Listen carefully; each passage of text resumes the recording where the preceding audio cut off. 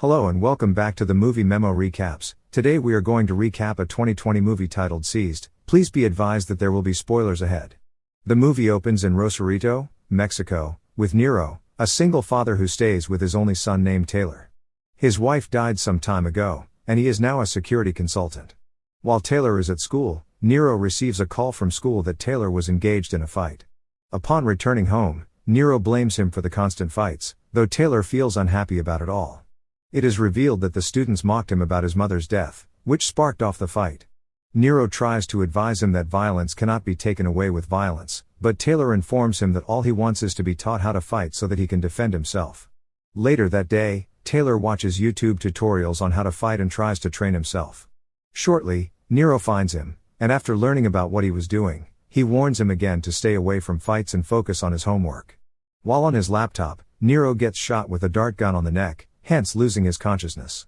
After some time, he gets awakened by the ringing phone. The call is from an unknown man who knows about Nero's real identity, revealing that Nero is a former Special Forces agent disguising as Richard. With the man knowing his cover name, Nero rushes to Taylor's bedroom only to find that he is missing. He asks the man the whereabouts of Taylor, and he sends him a video of his kidnapped son. The man then tells him that he would be doing whatever thing he asks for if he wants to save Taylor. He gets warned that the truck where Taylor is being kept is equipped with a tube connecting to the exhaust pipe. The man orders him to move to the garage for a package, and upon reaching there, he finds a box.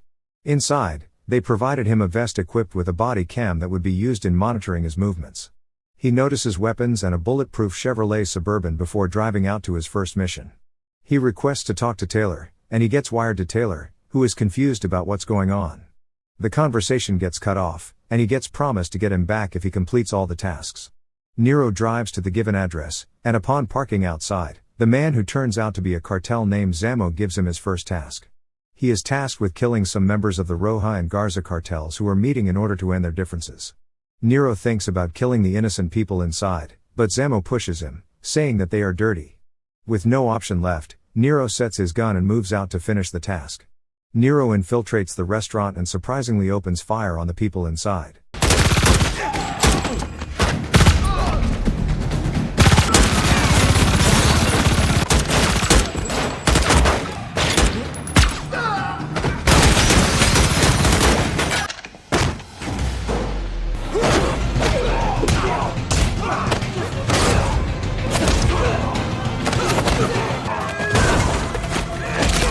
He runs out and returns to the car and talks to Zamo, who is happy about his accomplished mission. Nero requests to talk to Taylor again, and having impressed Zamo, he wires him through. Nero tells Taylor that he would be getting him back after finishing the tasks of the men that kidnapped him. Zamo cuts him off and orders him to move to his next destination. It is revealed that Zamo, along with his lover Alanza and their cartel members, are witnessing all the activities. Zamo and all the members feel impressed with Nero, and it is revealed that they are using him to wipe out other cartel competitors. Shortly after, a few corrupt intelligence agents arrive, led by Donovan, to join the other cartels and watch Nero's second task. Zamo gives him the second target named Eliezer Machado, who is notorious for prostitution, racketeering, kidnapping, and bombing, but Nero already knows about him. Nero moves to the prostitution den and hits the guard at the entrance as Zamo and the others watch everything. He proceeds inside and looks around at all the security personnel who also seem suspicious about him.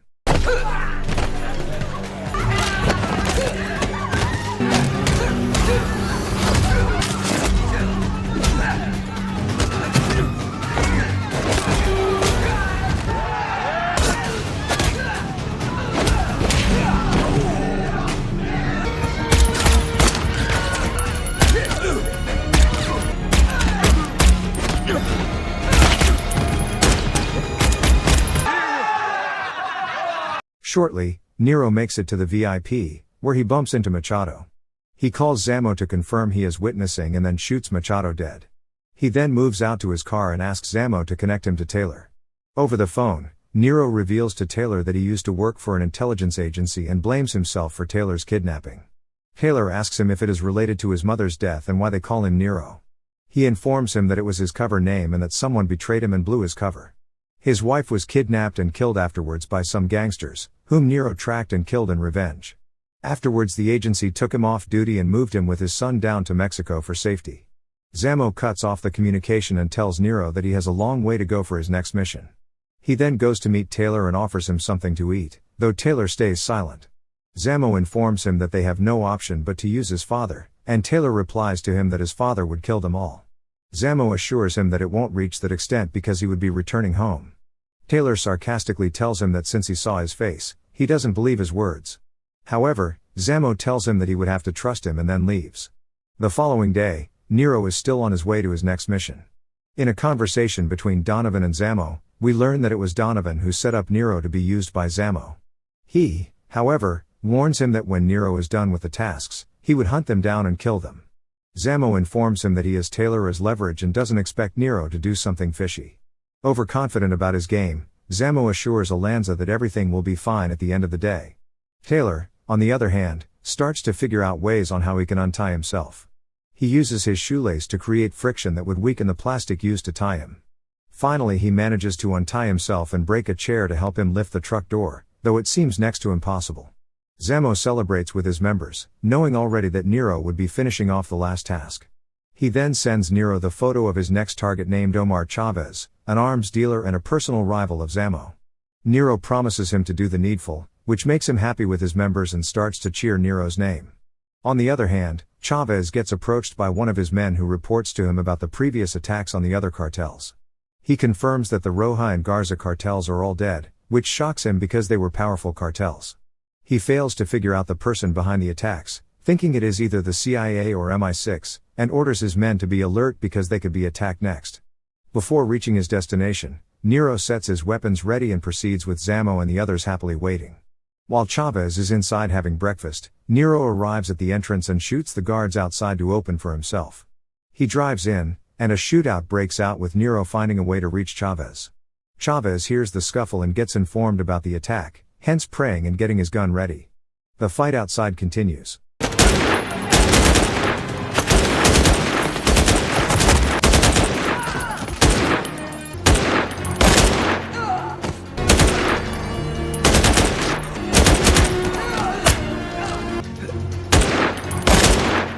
Chavez shoots him from behind to fall down, which makes Zamo and the others think that he is dead.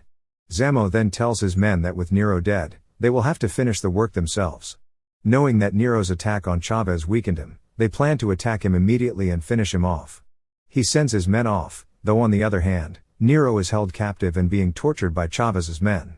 Shortly, Chavez arrives and questions him, wondering who sent him, wondering why he is his enemy, yet Chavez doesn't seem to recognize him.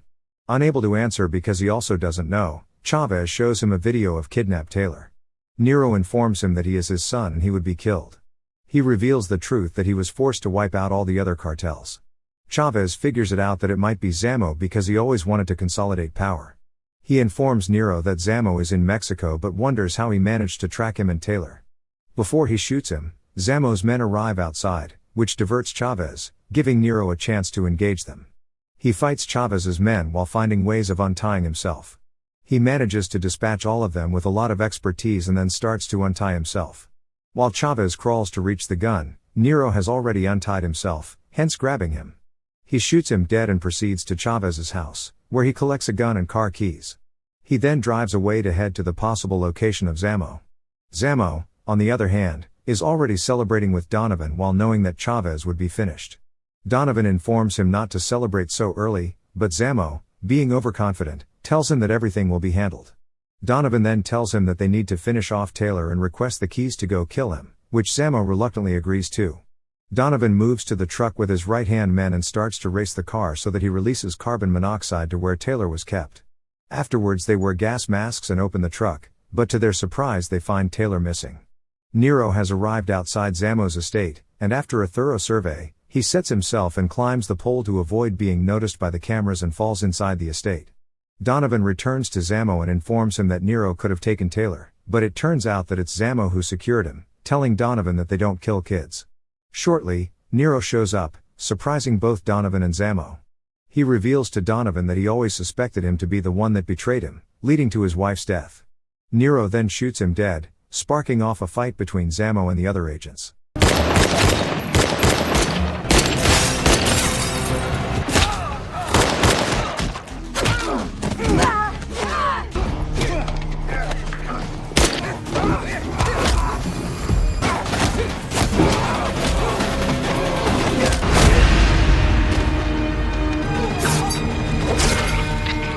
Nero then arrives to put them at gunpoint and order them to bring Taylor, which Zammo agrees to and sends Alanza to collect him.